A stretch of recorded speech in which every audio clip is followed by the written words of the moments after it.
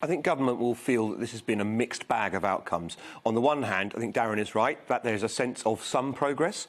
On the other hand, if you compare where we are now to where we were after the first week of the conference, when even some of the left-wing newspapers were saying this is a coup for the government, this is a great success, look at the level of momentum that we've got behind commitments towards climate issues being addressed, I think they'll be quite disappointed.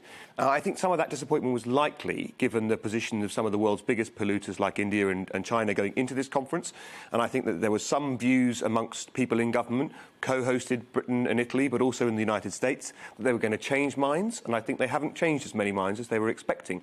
But I think Darren's right, this is an incremental process, and they'll feel like they have made some way towards the kind of change that people who are responsible for this think we need to see.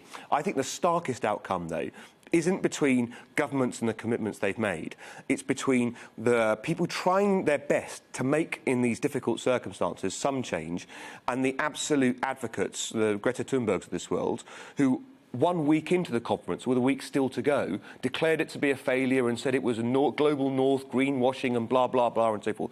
When you make that kind of stand, I think, with a week still to go on a conference and you don't know the outcome yet, when you write it off like that, the biggest jamboree in the year attempting to make change, I think then you demonstrate that your commitment, your desire, isn't about climate change, it's about you. And it's about publicity. And that's where some of those eco-zealots like Greta Thunberg, who don't, by the way, go to India or China and demonstrate to the countries that are polluting the most. I don't think they'd go very far if they tried to. Exactly. It shows that they are most committed to their own cause rather than actually what's going to make a difference in this world, which is the slow, hard work, incremental efforts that are made, no matter how unfashionable it is, at conferences like COP. Kevin, your thoughts? Yeah, it's good news. I mean, it might, and I know it can get a bit overwhelming, a bit boring for you at times, Michelle. Right, the subject that let's be honest. But I've got to be honest, it does. Yeah, but Sorry. Yeah, but you with your family, you don't want the planet to carry on heating up. And actually, I'm with Alex. This was never going to be done overnight. More people are talking about this than ever before. There has been good coming together from America and China on this, and I'm an optimist. And I think we're moving in the right direction. They're going to get together in a year's time. There's 48 hours to go, and I think it's good that more people are talking more about the planet's condition than ever before. It won't be done overnight, but it's got to be a good thing, surely. I just don't think they're taking it seriously, actually. I mean, on the one hand, it's 1 minute to midnight, it's really important. And on the other hand, well, we've got to have some coal and we've got to have some oil and we've got to have some of this. I mean, either it is serious and we need to actually stop mining coal, drilling for oil, etc., or we've got a bit of time. But you know what the problem is, though? That our country, our economy, over many hundreds of years, benefited from polluting the environment. And other economies around the world, in some ways, they want their time. They don't want to turn it off overnight. Yeah, but and who are we to lecture?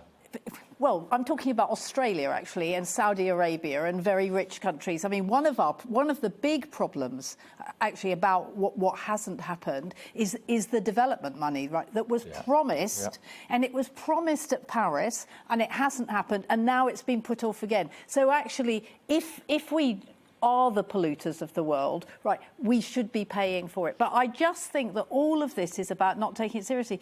And actually, the thing about Greta Thunberg is she has got things moving. I don't think it's just about ego. I know you don't like her, Michelle, but It's not that I don't like her. I think that the fact that she's a teenage girl and she's absolutely put on this pedestal. People, world leaders tripping over themselves to have an audience with Greta Thunberg. I just found it weird. Well, but as Weird Kevin... is right.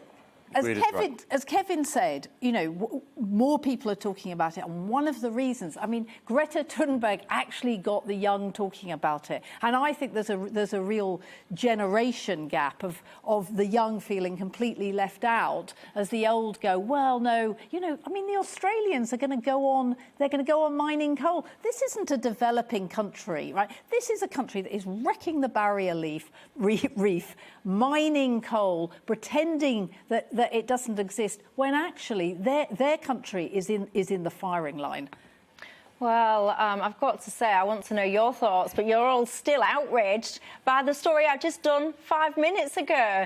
I'm trying to find some love for your perspective, Scarlett, on my emails. I'm trying to find them. They're not coming through thick and fast yet, I've got to say. There's a lot of people upset, by the way, about the comment about barracks. What they're saying is, yes, why good are you enough saying for our about, soldiers, weren't they? Yeah, the barracks. I mean, I've had former serving personnel messaging me in saying, well, hang on a second, why is this conversation coming up about barracks being awful Hold on, when they served? these barracks were unfit for soldiers. I mean, when it went to court, they were found to be unfit for living in. That's what I'm talking about, barracks. And I just think barracks, as any soldier will tell you, is different from a hotel.